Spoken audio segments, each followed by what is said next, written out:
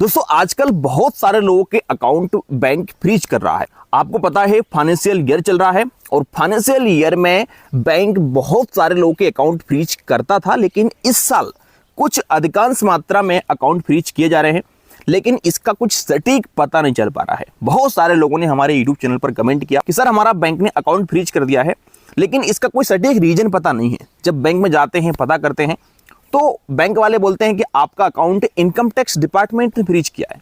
तो एक नया समस्या पैदा हो चुका है। आज की इस वीडियो में समझेंगे कि अगर आप यूपीआई का लेन देन करते हैं तो आपका अकाउंट किस प्रकार से इनकम टैक्स डिपार्टमेंट वाले फ्रीज कर सकते हैं। बहुत सारे लोग आजकल फोन पे, गूगल पे का इस्तेमाल करते हैं, लेकिन कुछ गलतियों की वजह से आपका फोन पे, गूगल पे इस्तेमाल करना आपके लिए भारी पड़ सकता है। चलिए स्टार्ट करते हैं इस वीडियो को और समझते हैं सारा प्रोसेस। नमस्कार, मेरा नाम मनीष प्रजापति। आप सभी का एक बार फिर से वेलकम एक न्यू वीडियो में और न्यू लुक के साथ। मैं अभी कुछ काम से बाहर आया हुआ हूं, इसलिए आपके लिए जो बैकग्राउंड है कुछ अलग लग सकता है। चैनल पर अगर आप पहली बार आए हैं, सब्सक्राइब कर देना। वीडियो पसंद आती है तो लाइक जरूर कर देना। आजकल यूपीआई का इस्तेमाल तो हर कोई करता है। गूगल पे, फोन पे, पेटीएम। अगर कहीं से हमारे लिए कुछ सामान लेना है या फिर किसी से पैसा रिसीव करना है तो हम गूगल पे, फोन पे का इस्तेमाल करते हैं, जिसे हम यूपीआई कहते हैं। लेकिन आपको बता दूं कि यूपीआई का लेन देन जितना अच्छा है उतना ही आपके लिए घातक साबित होता जा रहा है। बहुत सारे लोगों का यूपीआई इस्तेमाल करने का जो तरीका है वो गलत है, जिसकी वजह से बैंक उनके अकाउंट को फ्रीज कर रहा है। आजकल कई सारे लोग क्या करते हैं कि यूपीआई को उन्होंने बिजनेस बना लिया है। गांव क्षेत्र में कुछ लोगों की दुकानें होती हैं, अगर किराने की भी दुकान है तो वहां पर कोई ग्राहक आता है, बोलता है भैया मैं यहाँ पर काम करता हूँ, मुझे घर पे 2000 रुपये सेंड करना है, तो मेरा 2000 रुपये फोन पे कर दो और मैं आपके लिए नगद दे देता हूँ और 20 रुपये एक्स्ट्रा ले लो।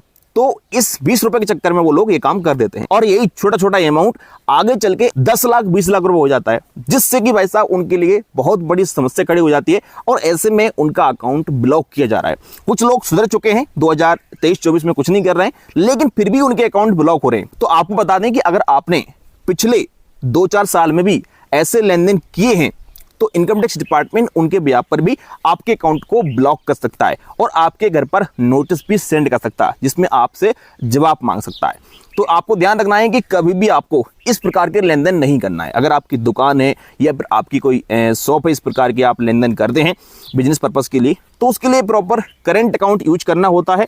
तो आप किसी बैंक में करेंट अकाउंट ओपन कर सकते हैं और उसके लिए अलग से किसी थर्ड पार्टी कंपनी की आईडी इस्तेमाल करनी होती है, जिसमें आप लोगों का लेन देन होता है वॉलेट के माध्यम से। वहां पर थोड़ा बहुत आपका चार्ज भी लगता है, लेकिन सेफ रहते हैं आप। इसके अलावा कुछ लोग क्या करते हैं कि दोस्ती यारी में फोन पे से पैसा रिसीव कर लिए 1-2 लाख रुपए, फिर किसी को सेंड कर दिए। तो इस प्रकार से आपके पास उसका कोई रिकॉर्ड नहीं रहता है, तो इससे आपको बड़ी समस्या खड़ी हो सकती है। मान लो आज तो आपको ध्यान है कि मैंने कहां से पैसा रिसीव किया है, लेकिन कल के दिन क्या होगा कि आपके पास कोई रिकॉर्ड ही नहीं रहेगा कि ये पैसा मुझे कहां से आया, किसको मुझे देना था। तो आपको ऐसे काम कभी भी नहीं करना है। वैसे आपको हम बता दें कि आपके सेविंग अकाउंट पर 10 लाख रुपए की जो है लिमिट होती है। अगर आप 10 लाख रुपए तक के अंदर में अपना लेन देन करते हैं तो उससे कोई भी दिक्कत नहीं होती है, लेकिन 10 लाख रुपए से अगर आप अधिक लेन देन कर लेते हैं तो फिर आप इनकम टैक्स डिपार्टमेंट की नजर में आ जाते हैं। लेकिन अगर आप 10 लाख रुपए से अधिक लेन देन एक फाइनेंशियल ईयर के अंदर कर लेते हैं तो आपका बैंक इनकम टैक्स डिपार्टमेंट तक आपकी जो डिटेल्स है वो सेंड कर देता है कि इस व्यक्ति ने 10 लाख रुपए से ऊपर का लेन देन किया है।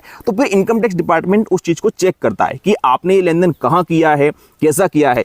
और अगर आपके पास उसका प्रॉपर कोई रिकॉर्ड नहीं है और इनकम टैक्स डिपार्टमेंट को लगता है कि ये पैसा आपने कुछ गलत तरीके से रिसीव किया है, तो फिर वो आपके अकाउंट को ब्लॉक भी कर सकता है और आपके घर पर एक नोटिस भी सेंड कर सकता है, जिससे आपको प्रॉपर उसका जवाब देना पड़ेगा। और आप अगर जवाब नहीं देते हैं, आपके पास अगर कोई भी रिकॉर्ड इसका नहीं है कि पैसा कहां से आया है, तो आपके ऊपर भारी भरकम पेनल्टी भी लगाई जा सकती है।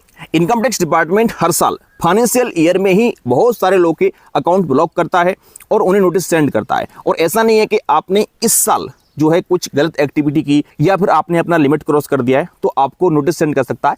इनकम टैक्स डिपार्टमेंट का नोटिस आपके लिए 4 साल 5 साल बाद भी आ सकता है। जिन लोगों ने आज से 4-5 साल पहले कुछ लेन देन किए थे गलत तरीके से या फिर लिमिट क्रॉस की थी, उनका नोटिस उन्हें आज 2024 में भी आ रहा है। तो आपको ध्यान रखना है कि आज अगर कुछ लेन देन कर रहे हैं तो ये नहीं समझना है आपके लिए कि अभी कुछ नोटिस नहीं आ रहा है तो आगे भी नहीं आएगा। आपका कोई सा भी बैंक हो, सरकारी bank, private bank, small finance bank या कोई पेमेंट बैंक, आप किसी बैंक में लेन देन करते हैं तो उसकी प्रॉपर आपको ध्यान रखना है कि लिमिट क्रॉस नहीं करना है। 10 लाख रुपए का ही आपको लिमिट मिलता है। अब यहाँ पर अकाउंट भी ब्लॉक कई प्रकार से कर रहा है बैंक, जैसे कि कुछ लोगों का तो टोटल फ्रीज कर दे रहा है अकाउंट, जिसमें आप कुछ भी लेन देन नहीं कर सकते, जिसमें आप ना ही कैश विड्रॉल कर सकते हैं और ना ही कैश डिपॉजिट कर सकते हैं, यानी कि पैसे का लेन देन आप नहीं कर सकते हैं। बाकी कुछ लोगों का पैसा रिसीव तो हो रहा है लेकिन वो किसी को सेंड नहीं कर सकते हैं।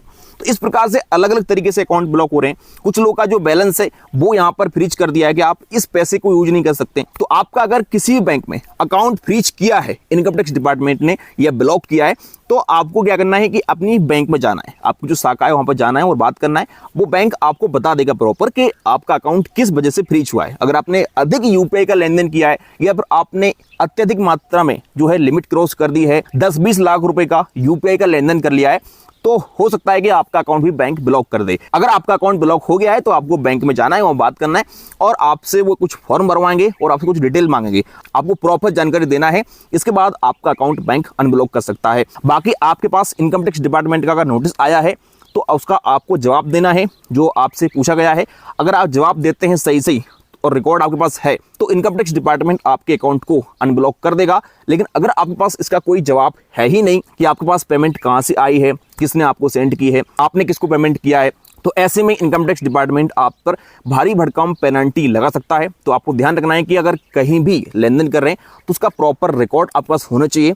और गूगल पे, फोन पे इस्तेमाल करने से पहले इस बात का ध्यान रखें कि आपको इसका अत्यधिक इस्तेमाल नहीं करना है। कुछ अपने लेन देन के लिए यूज कर सकते हो लेकिन इसका यूज बिजनेस पर्पस के लिए ना करें। आपका अकाउंट किस बैंक ने फ्रीज किया है कमेंट जरूर करना। जानकारी पसंद आई हो वीडियो को लाइक कर देना। चलिए फिर मिलते हैं किसी नेक्स्ट वीडियो में।